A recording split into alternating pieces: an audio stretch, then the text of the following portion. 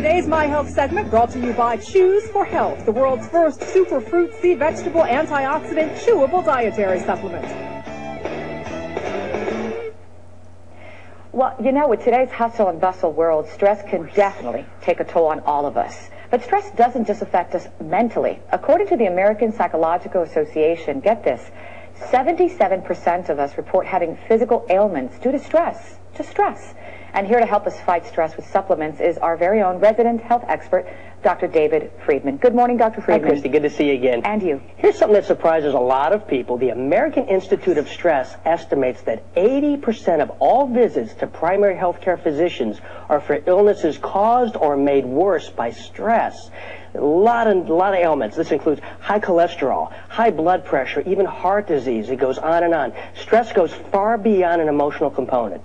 And these are serious health issues that you're talking about. So what do we do about it? Well, first thing I want to mention, if you're a coffee junkie out there, you may want to think twice. Oh, no. You think that it's helping you stay energized during the day, but in reality, here's what's happening. It's taking a toll on your adrenal glands. Caffeine stimulates the adrenal glands, and that produces adrenaline, which puts your body in that fight-or-flight mode. Coffee also elevates a stress hormone called cortisol. Your immune system is also weakened when the stress hormone is high. All right, so my stress level was here when I first started talking to you, and now I have it here because I'm the Cuban coffee queen. Oh, no. And I can't break that habit. Well, you got to break the Java craze. Let me tell you how. Reduce your intake of caffeine. Simple tactic, black tea. Highly recommended. Let me tell you, it's very robust. It's strong flavor. Tastes great with cream. And it has half the caffeine as coffee, so it's easy to break that in half. Decaffeinated green tea is another option I recommend. Still gives you that morning jolt, but it's loaded with phytonutrients and antioxidants which help combat stress.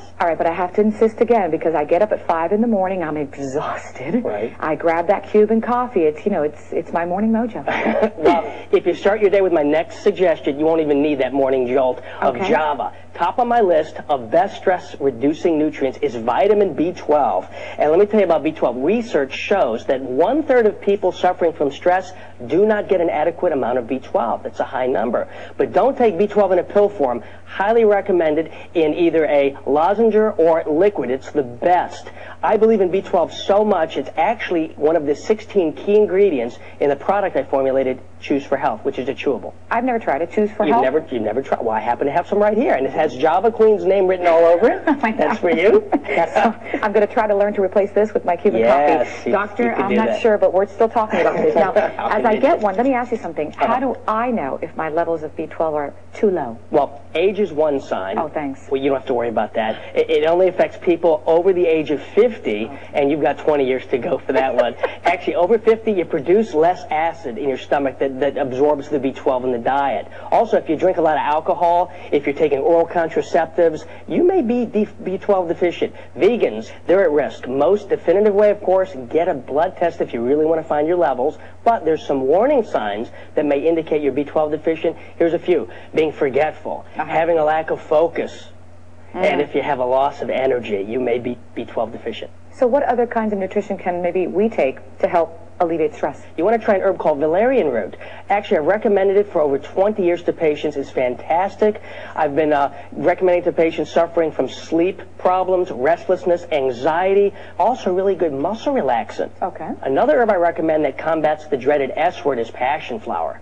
Passion flower. Passion flower. What S word are we talking about? Now, get your mind out of the gutter. We're still talking about stress. I wasn't thinking that. Get your mind out of the gutter. Actually, passion flower helps you if you're suffering from irritability, anxiety, and stress. It's even been shown to help panic attacks resulting from stressful events. And a lot of people honestly tell me, and I'm sure they're thinking out there, oh, there's just a lot of hype behind these things, but there's actually some science behind it. Oh, there's science behind it. Supplements, they're important to your health and dealing with stress. But remember, the #1 cause of stress out there's #1, your own thoughts. This is true. It's not what's happening to you or around you. I'm telling you, it's how you perceive it. What your thinking habits are, they need to be changed, and that can help your levels of stress. Someone once told me, control the control. Control the control. Which is true. Good rules to live by. I got to tell you, this was very good. Great. Thank you, Dr. Friedman. Today's My Health segment brought to you by Chews4Health, the world's first super fruit seed vegetable antioxidant chewable dietary supplement.